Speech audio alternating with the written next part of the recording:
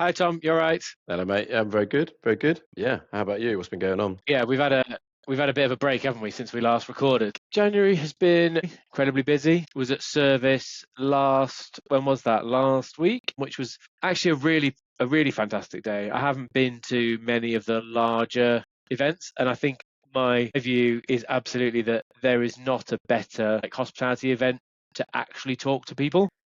For anyone who doesn't know what it's all about, what is service? So service was started by Chris Fletcher, who most people or anyone listening will probably know, but Chris is big in the world of hospitality and hospitality tech, former ops director himself. But I think he wanted to create like a very real and casual event, and that is for me what makes a really good event. The fact that you can go to an event and listen to people but also spend the whole day talking to other people. It's held in a pub, like as a good example, like held at BrewDog Waterloo. So it is held in a space that is very casual. Like for me, going to events in hotels and conference centres just doesn't create the right vibe of what I go to events for, which is to meet and talk to people. So yeah, that was a really great day. Spent day with one of my clients, Monetary, talking to people about employee comms and all things like that. And yeah, it was really cool. I didn't end up actually listening to many of the talks because I was blooming talking all day. But one thing that I thought you might enjoy is somebody was asked on a panel, what would be the biggest thing you might do to impact the lives of hospitality people? It was Haley, she's the people director for Little Houses Group. I wrote a post about this because it hit me so hard, but she said that the thing she would do is take the general manager's hours off the rota and out of the labour budget. And I just kept thinking about it, and it hits so many parts of the business because of what it allows. You would inevitably make nearly every part of the business, even the head office function, for the sake of, let's say, 50 grand a year, probably not even the full 50, but like for the sake of 30, 40 grand a year, could you not make that back 5 times over in, you know, other labour improvements, margin improvements, cost reductions, better guest experience, longer retention? And like, it's a hard thing to test, but it just hit me really hard. Yeah, I think it's one of those things in larger companies where the number would feel really scary. So you just look at that big labour number, and it would feel really scary to do because actually probably one of the unspoken things that it frustrates me so much is that realistically, GMs do a lot of productive in modern, especially casual dining. So they do a lot of productive hours in the business on the floor, like carrying plates at the bars, directing stuff, doing it hands on. There is a sort of benefit to some operators who want to sort of ignore that and pretend like they have loads of other time. They keep loading jobs on them, and so do that in your admin time, and then kind of ignore the extra they do, because that's where you gain efficiency. That's the way you squeeze the blood out of a stone, kind of squeeze the fruit completely dry. And I think in potentially doing what you're Haley suggesting, what you said is it kind of exposes a bit of that, like how hard you're getting some people to work who you expect to be, leaders, directors, managers, marketeers, Yeah. all of the gamut, maitre d's, everything, that are all distinct, difficult skills in themselves, and then you expect them to do that in the 10 hours they've got between service. But the other thing that I worked out is the thing you would therefore have to do, because you're basically, you're asking your managers, your general managers to really be leaders and to really be working on the business. I think you would have to raise your expectations and like manage accordingly. So you would have to firmly have the idea of what that person should be doing, what results they should deliver, and you would have to you would have to hold people to that level. Whereas at the moment, I think you can sort of get away with the fact that you create the structure so that some general managers they basically act as glorified shift runners. I think you'd get 10 times the return on doing this in a business. Yeah, well, it's interesting because I think there's a polarization, right? There's guys who've been around for a long time. You've got some GMs in businesses who, especially if they don't want to do multi-site or just haven't for whatever reason, or love really being close to the operation or whatever, or don't want to go into any other channels, into HR training or marketing or IT or anything. And they are like, absolute proper operators who are just in it for the long run. They're kind of you have to find a business where they are almost more like a part owner kind of founder, because what you're describing really is essentially what I would do in my business. I'd kind of dip in. I'm not on the rota. I'm not putting my cost on the rota. But if I have been running some shifts, right? So I'm kind of in there as the GM on those days. But equally, I've got a million things going on. So I'm trying to add value all over the place, and that's more of a kind of founder, owner, bit of everything role. And from what I've seen, you've got lots of GMs out there that can definitely do that, but they're not being given that trust or that role, or the role's been done by someone else already, so they kind But of probably the need it. training as well of like what that actually looks like, and Yeah, it's not just like you probably need to cut out some ops managers and just have them report directly into an ops director, more capable GMs. It's some sort of hybrid role, right?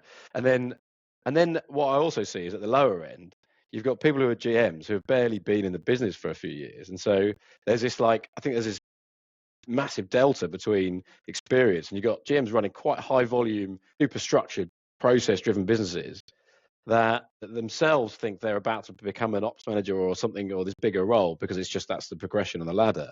But they have hardly any experience. They don't know how to do a lot of things. And I saw this. It's that with like my own mindset. eyes. Sorry, man.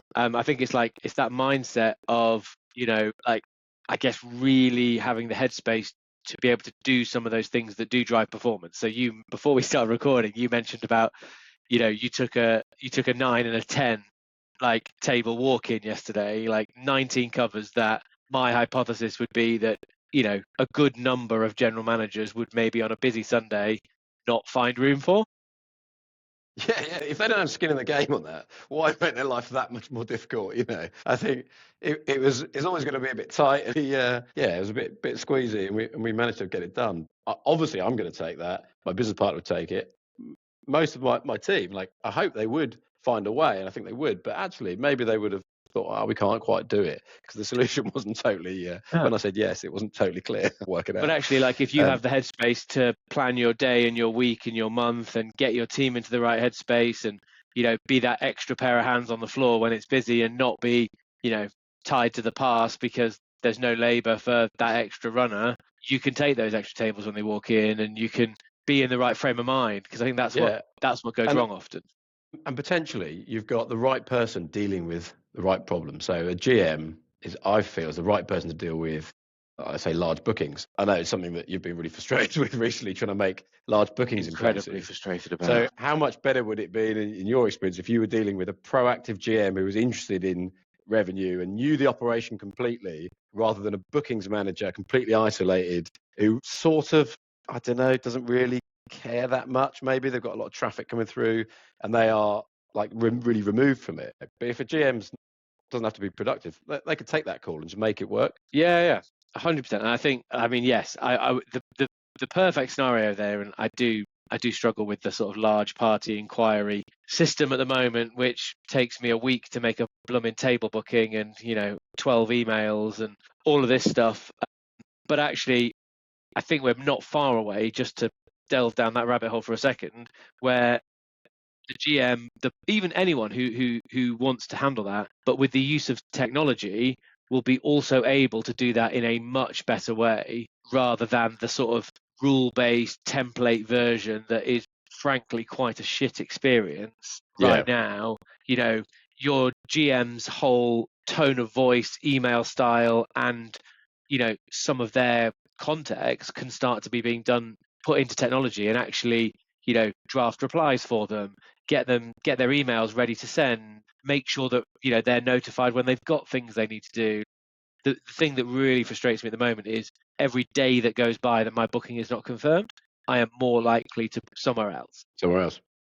You and I went for dinner with 10 or 15 people last Monday, 2 Mondays ago. I inquired at 10 restaurants, and I think I still haven't heard back from half of them. Yes, it's wild. And it was probably crazy. That was that was an expensive dinner, I would imagine. Yeah, a great dinner. It was really nice. There's really interesting people, really lovely evening. But that was a massive bill. Those guys weren't getting walk-ins for that table as well. Private table downstairs on what was it?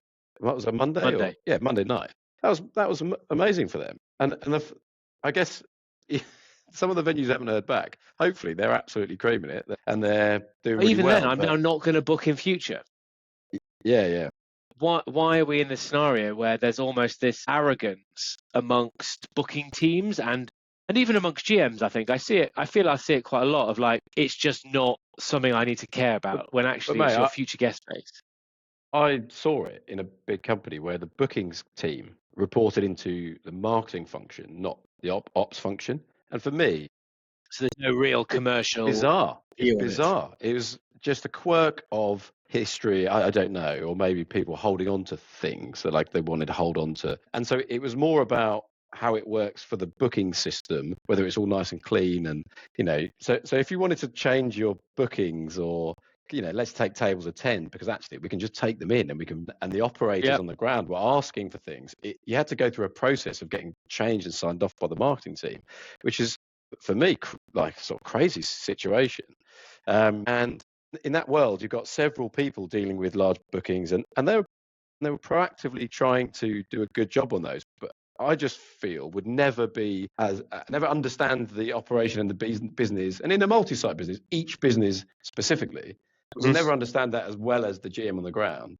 But it goes back to this idea about having really talented operators and then quite junior operators, and I think some businesses are probably looking at like de-skilling the role of the GM, whereas what you're talking about is almost upskilling and like championing the GM. And I think there is an interesting divide going on where I think sometimes we're a bit apologetic in the industry about we're fast tracking people through to a GM role, and they don't really understand the whole piece. I have the experience to kind of put it all together in a really proactive way. So if they're given freedom, they won't know what to do with it.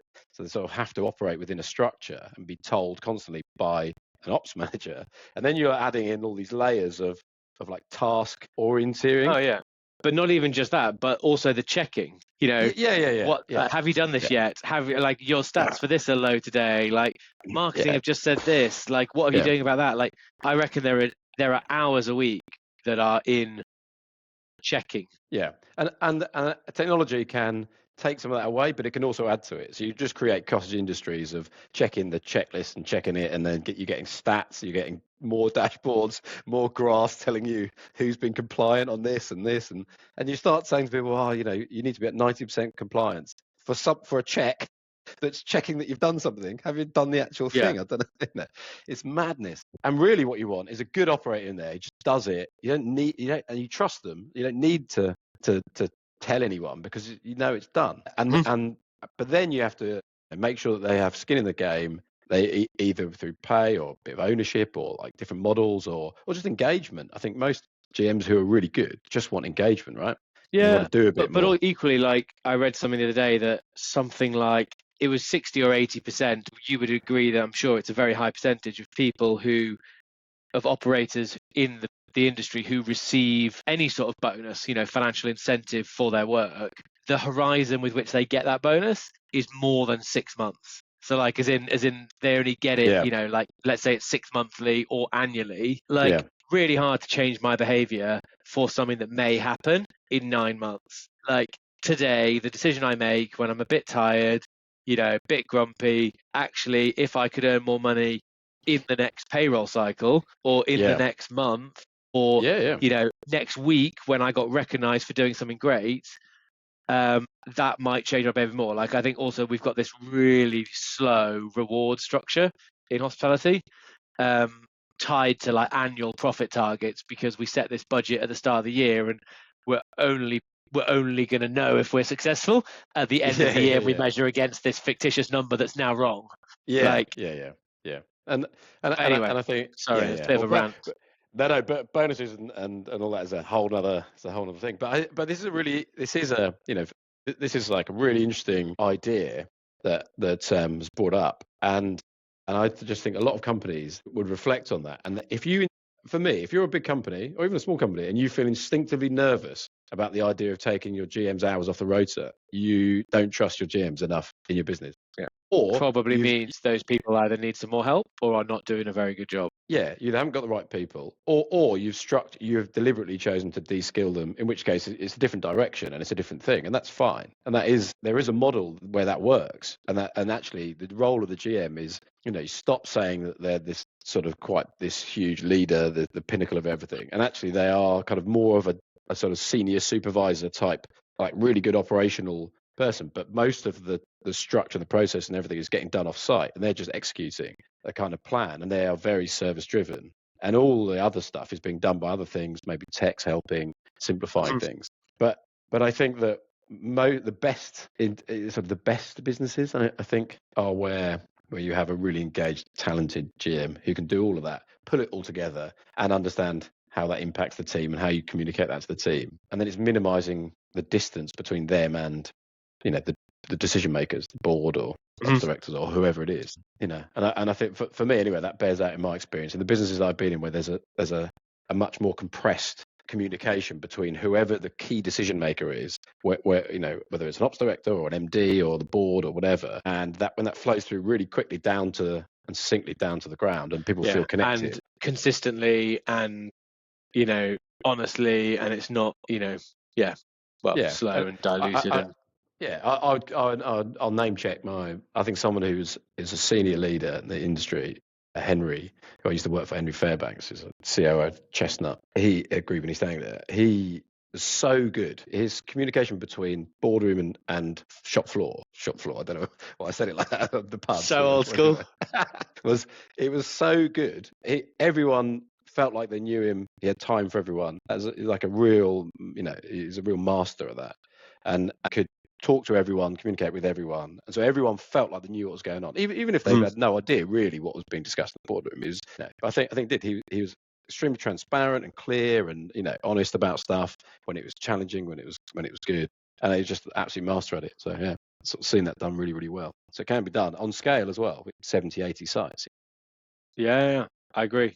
Right, should we move on, Tom? Well, yeah, let's move on. A couple of bits in the news, mate. Do a quick. What have you been reading? I keep seeing this article about Leon, how they've lost 60 million, over an average of 15 million loss over each of the 4 years prior to 2025. I mean, it's a very interesting. We've got this whole series at the moment, haven't we, of founders buying back businesses, and yeah. I'm sort of fascinated by this one because BrewDog's obviously the other big one in the news that everyone is throwing their 2 cents in on, and lots of this is great articles, but everyone who basically is like, they write some piece about James Watts or moaning about stuff, and then they say, "Oh, but I love it. I did love it. It was great."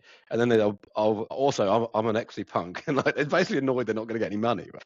And they're sort of trying to justify their investment and buying and drinking the Kool-Aid in the beginning, and it's like, guys, you don't need to say anything. Don't worry about it. It is what it is. This happens a lot. It's become an incredibly toxic brand, but it's still pretty good. It's madly diversified, assets all over the place. I think if you looked at it, you'd be like, it's sort of crazy what happened. And the brand is now just a bit boring, and it's in all the supermarkets, and the product's not really that good, and whatever. And I mean, with BrewDog, I don't know the split of if they're losing, are they losing money? Because I know the bars business hasn't really made much money. I don't think ever. Or hasn't made any money ever, but is that fine if the retail side was going super well? Because I guess it's sort of is the bar business like the shop front? Do you know what I mean? Is that what you need? Absolutely, yeah. Is it half marketing? I'm assuming it's vertically integrated, and they're getting amazing margins of their own product. And is it just shipping loads of volume for themselves? So what's going on with that? There's loads of sort of things that could be done, but the distilling bit never really took off. That feels like that never. That was and the hotel, even though actually the BrewDog hotels are great, they really are great. Well, and ultimately, I guess there's probably enough people now that are just turned off. When you got a BBC documentary about all the scandal inside your company, you've probably fucked it up, and it's hard to know exactly. Some of it feels pretty lightweight in terms of against this guy. They just don't like this guy, but some of it is pretty rubbish. But clearly, there were loads of problems, but now it's nothing to do with it. What's going on. So, but sorry, going back to the Leon one, it doesn't feel like there was any of those scandals or anything. It just, as a brand, it just feels like it just sort of died. I don't know. Yeah, I mean, I actually don't really know. Like, they've obviously expanded, somewhat quickly, and I don't really know. Like, I don't know where it went wrong. Like, it feels but they were real. Do you remember, like, 10 years ago? They were real trendsetters. They were, in Yeah, my memory, like the first people I had a flat white at, probably 15 years ago or so, that I used to get. Like, they were the first people I remember having kiosks. yeah. Well, I They guess were real trendsetters in food and health. And yeah. did that just not change? Well, Like, well, did it just not evolve? I guess tasty, healthy food was they came through sort of front runners, right? But then you, particularly in London or in the markets that I'm better aware of, there's lots of independents came through there. Now you've got Salad Project, this Yeah, quite recent, Farmer J. You've got quite a lot of brands that smaller things that are just probably eating away at them, and Rise of Itsu, and yeah. there's lots of healthy options out there, and maybe they just didn't keep up with that, because that actually, well, my feeling on it was that it was a bit disappointing when you got the food always a Mhm. little bit overheated. It was sat under the heat for ages, and it was kind of pre-prepped and a bit sad and a bit sweaty in the wraps, and it was probably a bit too expensive for what it was. And yeah, the brand didn't really do anything for me. I mean, my girlfriend absolutely loves it. Like, she's if they had more of her, honestly, she's gutted that they've got rid of the one near her office, because she's probably been propping it up for the last few years. But so there obviously are people who have this really strong brand presence with it. It just but that, I guess the bit I'm fascinated by is the sheer amount of money they lost, and how their founders now bought back in, and what's going to happen. But what, like, it felt like it was a very strong brand at one point. They sold it to some faceless equity guys, and what happened? Like, just do they just not care? Do they just not understand how that brand, the sort of brand equity with the guest base? And I just find it amazing how someone can mess it up so quickly. Yeah, but I guess, like, you can, if a few things go the wrong way, but I guess you're right, because 60 million quid, across 70 sites, that's, it's a lot of money Serious. to lose. Yeah, yeah. So yeah, look, we touched on BrewDog. I think that's dominating the news, and obviously it's interesting. James Watt is trying to buy it back. I don't know if that's mad hubris on his part, because personally, it feels like my reading is that he was a massive part of the problem. I mean, there's definitely a really good business in there somewhere. You like, Oh, I'm you sure know, parts of it will endure, and you know there are some great bar sites in there. There's some great hotel sites.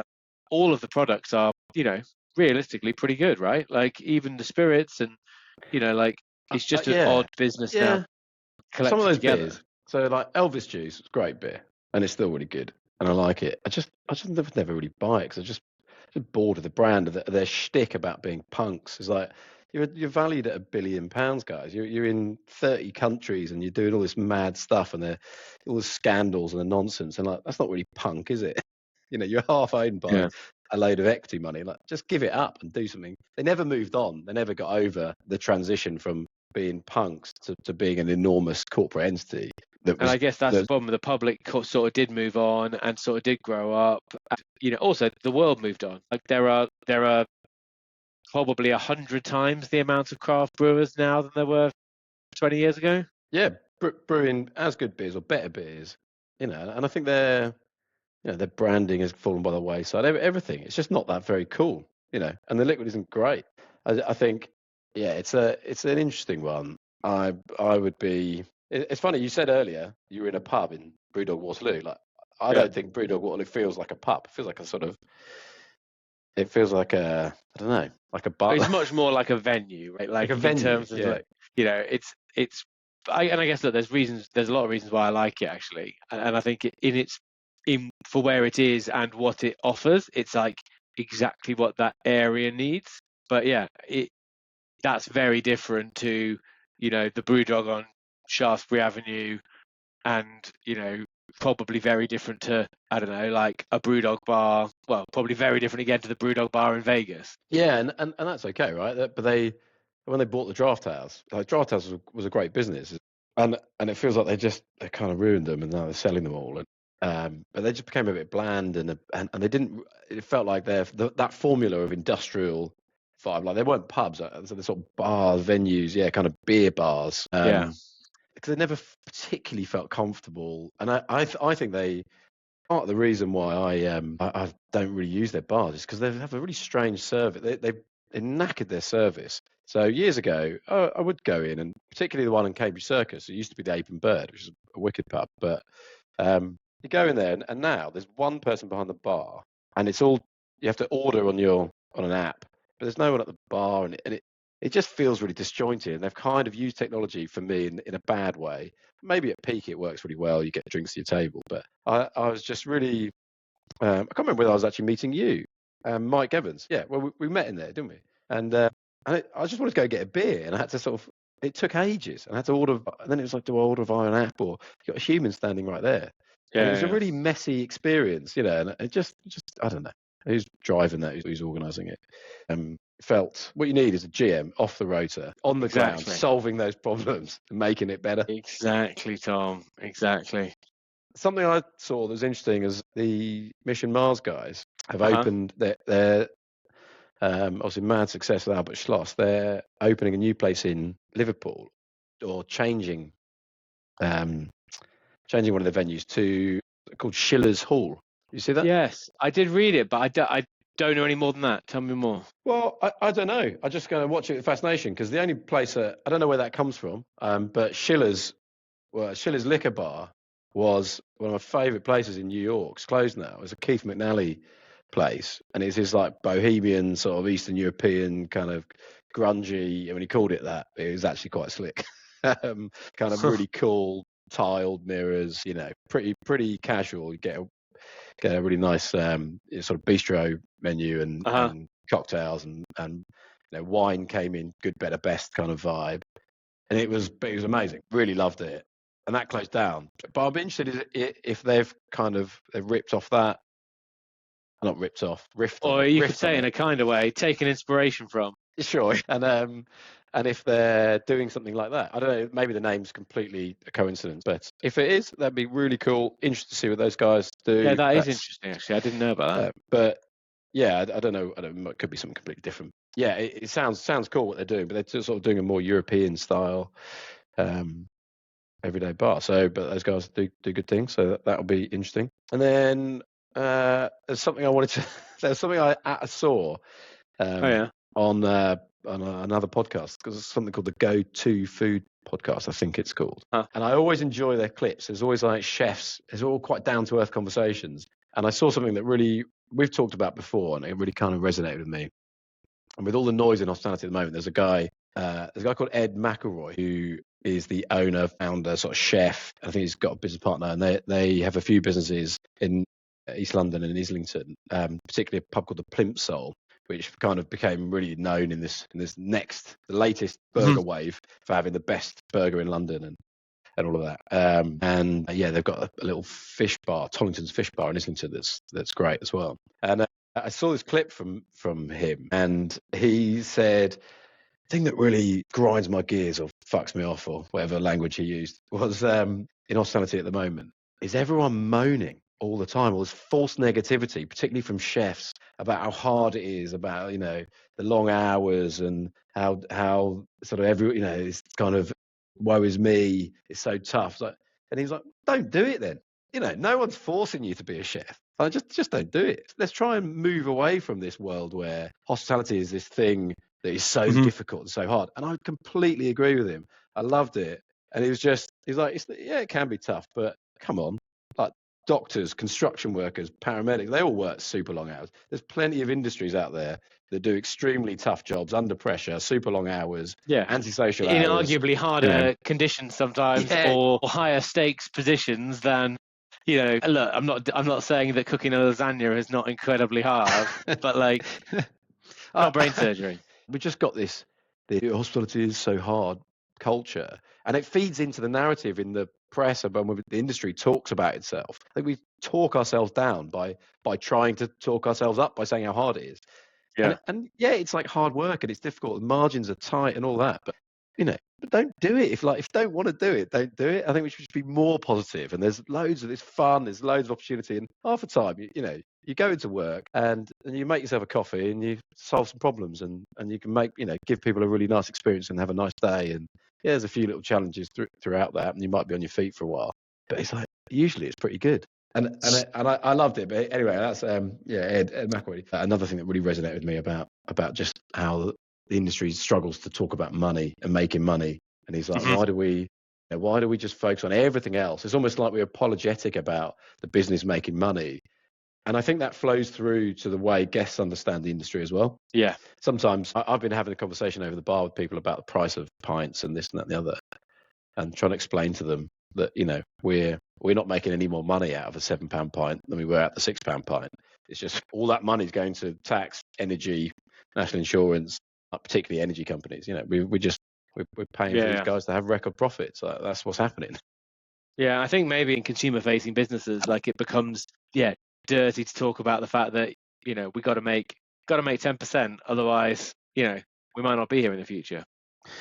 Yeah, and that was his point. He was saying, his task is to make some money so he can secure his business, so he can secure the jobs for the next year and for the guests, so they can keep coming back to the place they like.